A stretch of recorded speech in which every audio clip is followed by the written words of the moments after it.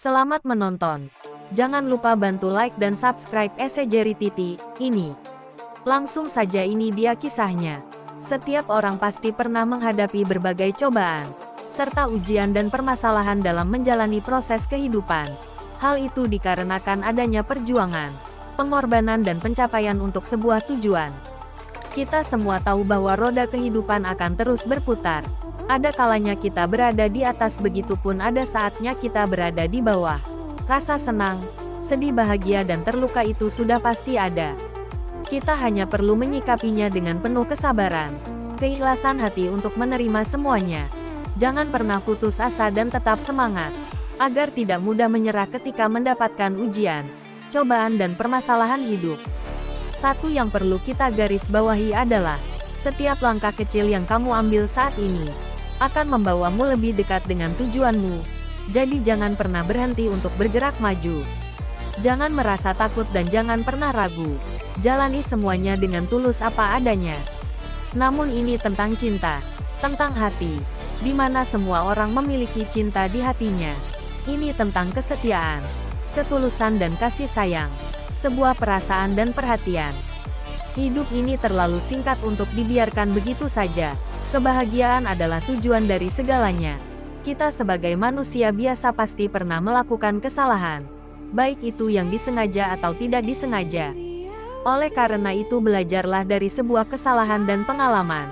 Cinta bukanlah tentang menemukan seseorang yang sempurna, melainkan menerima semua kelebihan dan kekurangan pasangan kita dengan sempurna. Perkenalkan, namaku Marwati. Usiaku 38 tahun. Aku sudah menikah, namun belum memiliki anak dari pernikahanku bersama Mas Arhan. Aku tinggal di kota, tepatnya di kota Jakarta. Sudah 5 tahun aku menikah dengan Mas Arhan. Mencoba bersabar dan terus berdoa untuk diberikan anak, namun aku tak kunjung hamil. Bahkan kami sudah berobat kemana-mana dan berkonsultasi bersama para dokter terkait permasalahanku bersama suamiku. Namun semua sehat dan baik-baik saja. Mungkin belum dikasih oleh Sang Maha Pemberi. Kata-kata yang sering aku dengar di dalam permasalahan rumah tanggaku. Terkadang aku suka merasa sedih dan menangis ketika aku melihat orang lain yang sudah memiliki anak. Mereka begitu terlihat sempurna dan bahagia, bisa bermain dan bercanda bersama anaknya, seolah memberikan warna dan tawa di dalam hidupnya. Terkadang kami sering bertengkar bukan karena orang ketiga, melainkan kan impian dan harapan yang belum aku dapatkan.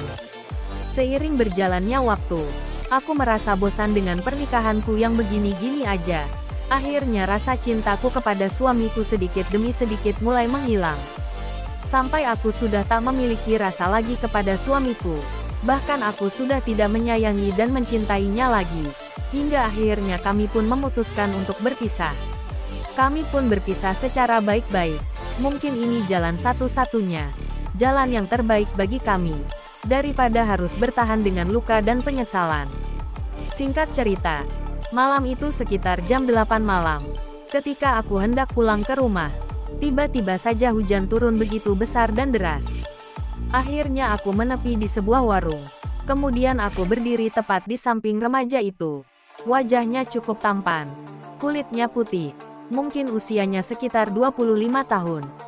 Tak lama kami mengobrol dan berbincang sambil menunggu hujan reda. Remaja ini enak juga diajak ngobrol, nyambung dan seru.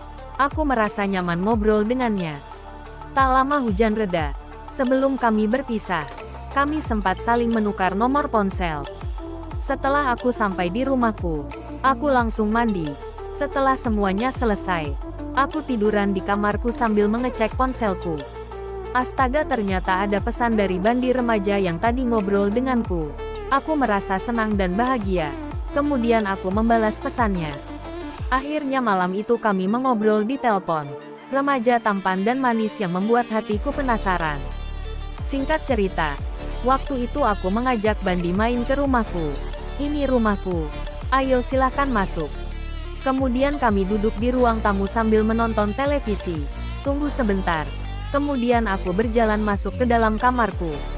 Malam itu aku memakai daster berwarna merah muda. Lalu aku kembali ke ruang tamu. Tiba-tiba, mata Bandi langsung membesar ketika melihat diriku. Matanya terus menatap ke arah gunung kembarku yang besar. Lalu aku duduk di samping Bandi dan mengobrol dengannya. Kemudian Bandi memegang tanganku. Aku ingin itu. Aku bolehkan mencicipinya. Kamu serius ingin gunung kembarku? Iya, aku serius. Kemudian aku tersenyum kepada Bandi. Karena Bandi sudah tak tahan lagi. Akhirnya aku melakukan hal yang seharusnya tidak pernah aku lakukan. Kebetulan aku juga sedang pengen. Akhirnya aku terbawa suasana. Aku juga sudah tidak tahan ingin dimanja-manja. Aku merasa puas dan lemas. Aku bahagia dan menikmati permainan kami. Terima kasih Bandi. Kamu sudah memberikan apa yang aku inginkan. Inilah kisahku. Terima kasih telah menonton video ini. Jangan lupa bantu like dan subscribe channel ini.